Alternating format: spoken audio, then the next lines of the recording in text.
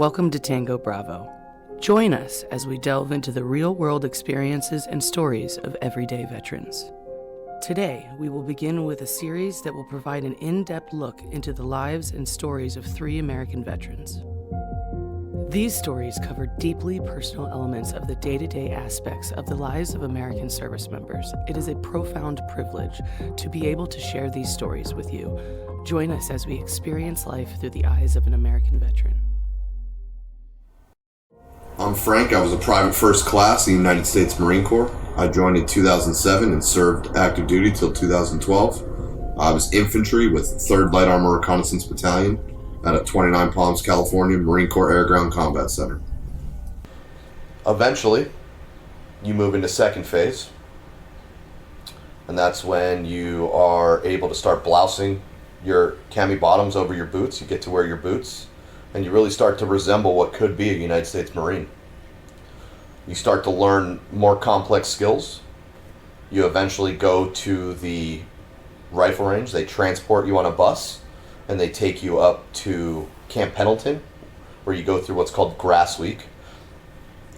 Basically, that's teaching you the weapon system, the M16. You learn how to snap in, which is basically dry firing at a barrel with some little targets on it. You go in front of what's called PMI, Primary Marksmanship Instructors, and they teach you everything you need to know about how to fire that weapon and how to fire it effectively at your target. Then you go to the rifle range and you do your qualifications. Now they have marksman, sharpshooter, or expert. And then if you don't shoot well at all, you can unk, which means you didn't qualify at all in the rifle range and you have to repeat. It's everyone's biggest fear. Everyone's biggest fear in boot camp is failure. Not being able to hold to the standards of the Marine Corps and claim that ultimate title.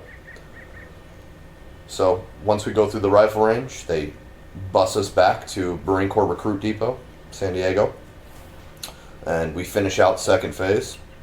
Now, all while we're doing these phases, we're doing battalion humps, marches, hikes, whatever you want to call them.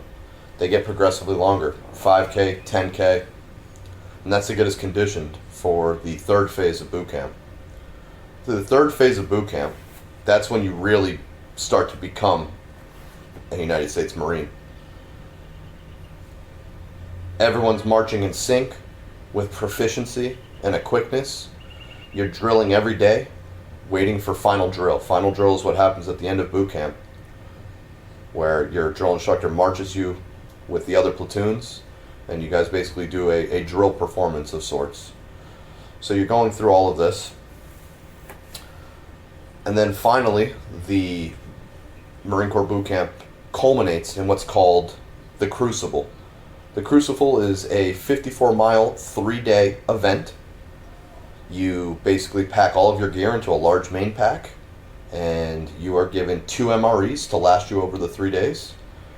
And during this, you hike 54 miles. You do a intense and large amount of rigorous exercises, skill building exercises. You body box one of your fellow Marines. You march some more. You hike some more. You go to another exercise. You have to climb what's called the Stairway to Heaven, which is basically a giant ladder 100 feet in the air. You have to climb up one side and down the other side. But as you get higher, the rungs get farther apart. And so you really have to use your upper body strength and get past your fear of heights, of falling. All of these are what brings you together with your platoon in boot camp. You're no greater than the man next to you, and you're nothing without them. It's all team building exercises, all grueling. You get about, I think, 5 hours of sleep the whole time you're in this 3 days, and it really challenges you to your core. For a lot of Marines, they will never do anything harder in their career, believe it or not.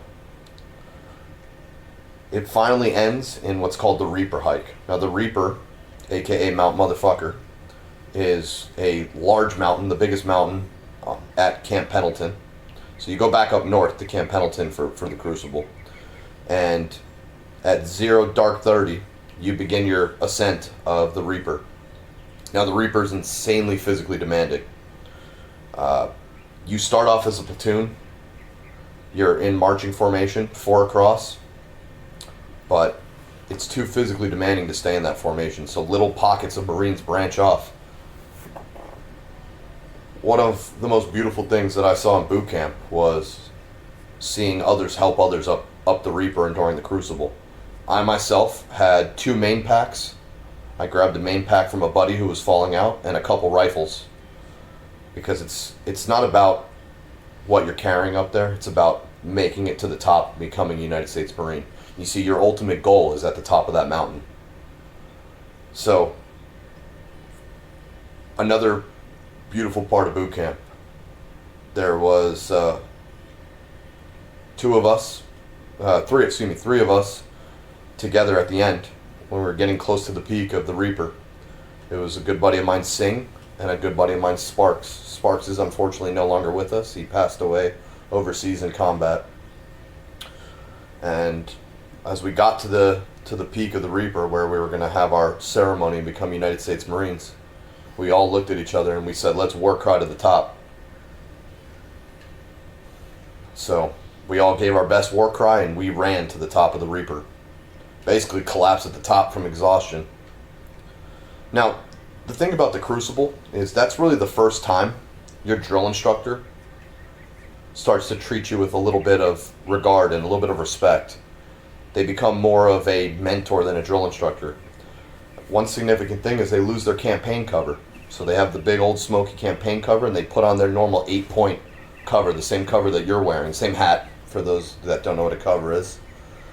And when you get to the top, you have a second to relax, drink some water, and then you all stand in formation.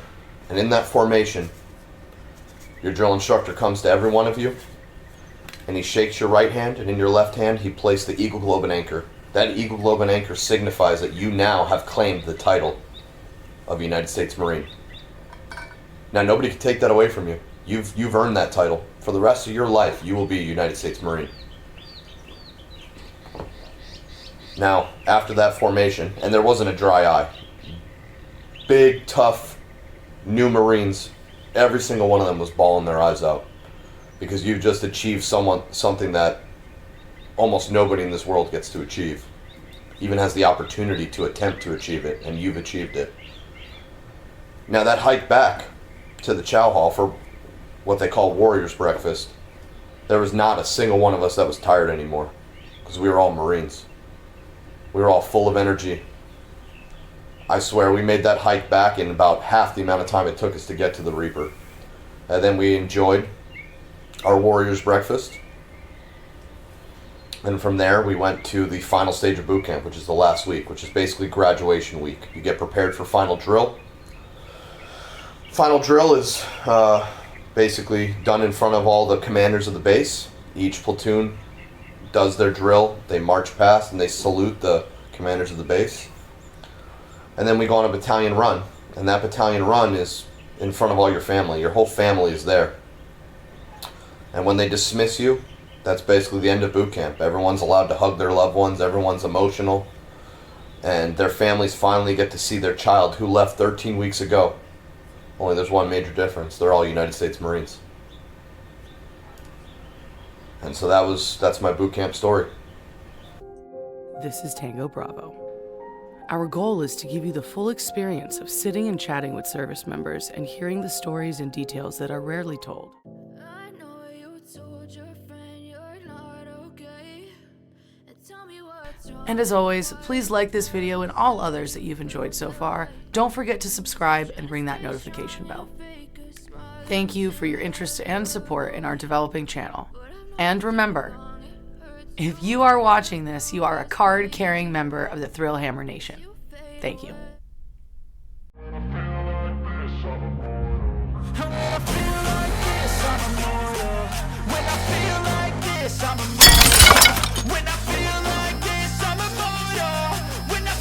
Thrill Hammer.